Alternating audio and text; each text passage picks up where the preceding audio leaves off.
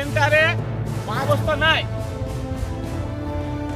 আজ প্রত্যেক দেখুন হলো উনিশ সাহেব বলছে মিটারের টাকা এখন লাগে না, ঠিক আছে?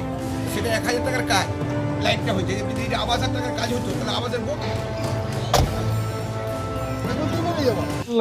এস্টিমেটটা প্রথমে মানে ব্লক থেকে 5 ধরতে বলেছিল, সেটা ধরা হয়নি। ওইটা ফল্টি ছিল এবং মানে ভুল করে 80,000 ধরা হয়ে গেছিল এবং সেটা আমি ব্লকের ইয়াতেই মানে কি বলবো, ব্লক থেকে বলেছিল যে 80,000 টাকারই এস্টিমেট করে দিতে হবে, কাজ চেঞ্জ করা যাবে না। 80,000 টাকা কি হচ্ছিল?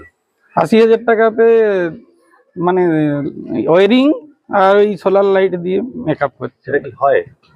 এত টাকা খরচা হয়? 30-60 আর 5-5-10 70 আর জিএসটি নিয়ে আসি। কি কাজ হয়েছে আপনি দেখতে পাচ্ছেন? এই কানেকশনটা দিয়েছে আর লাইটটা দিয়েছে আর একটু ওয়ারিং করেছে। ওয়ারেন্টি কোথায় হয়েছে? মানে ওয়ারিং এ একটু ধরা আছে, মাত্র 1700 টাকা। তো যেটা কথা ছিল এটা মোটামুটি দিয়ে দিচ্ছে। মানে আমি লাইটগুলো তো তখন এইগুলো জ্বলেনি বলে জানতাম না, নাহলে আমি লাইটটাই চেঞ্জ করে দিতাম সব। সেদিন চাবি দিয়েছিল মিটার যেদিন, আমি জাস্ট ওয়ারিংটাই দেখি, এই মানে কানেকশনটাই দেখেছি, কানেকশনের কথাটাই ছিল। এবং এইটা যেমন বাড়তি করতে হয়েছে, ব্লকে যেহেতু বলেছিল যে ভুল করে 80 ধরা হয়ে গেছে।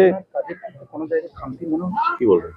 না না, বিল মানে পাওয়ানো হয়েছে এমন ব্যাপারটা নয়, টাকাটা মোটামুটি খরচ হয়ে গেছে। 80,000 টাকা খরচা। আমার নাম সমীর মন্ডল, কোথায় বলি? বাঁকুড়া, আপনি কি পোস্টে রয়েছেন? নির্মাণ সাহেব।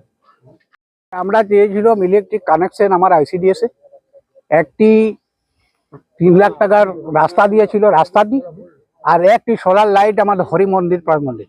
এই তিনটি স্কিম আমাদের বিজেপির মেম্বারকে দেওয়া হয়েছিল। আমাদের বর্তমান এখন এখানের মেম্বার হচ্ছে বিজেপির মেম্বার। না, কোনো কাজ আমরা পাইনি এখনো পর্যন্ত, কিন্তু আমরা শুনছি যে কাজগুলি কমপ্লিট হয়ে গেছে। বোর্ড দেওয়া আছে, টাকা উঠে গেছে।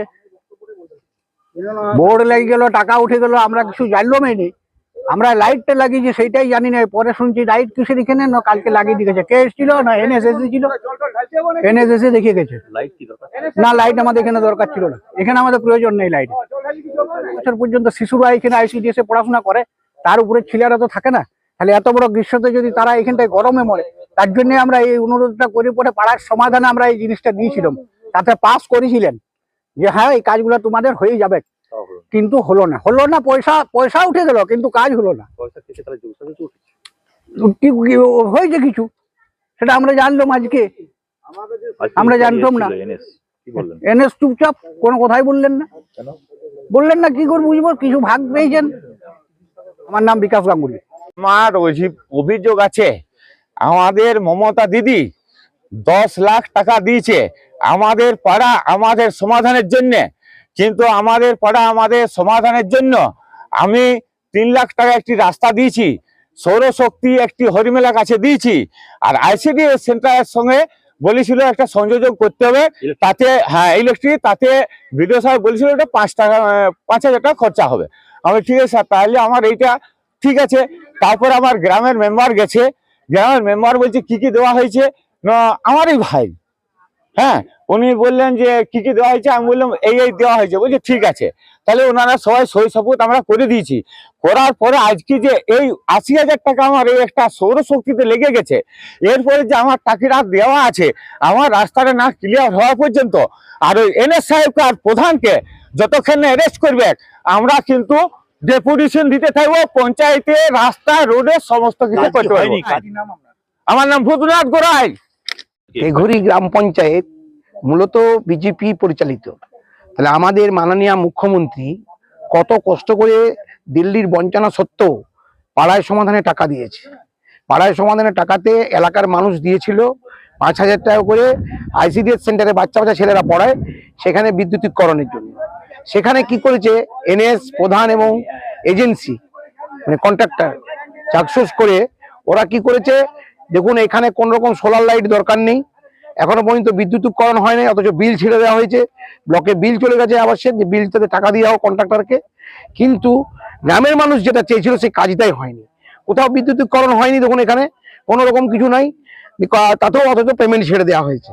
তা আমরা এর বিরুদ্ধেই এখানকার জনগণের ক্ষোভের কথা মাথায় রেখে আপনারা দেখেছেন এখানকার জনগণের কত ক্ষোভ, যাতে এখানে বিদ্যুতীকরণ হয়।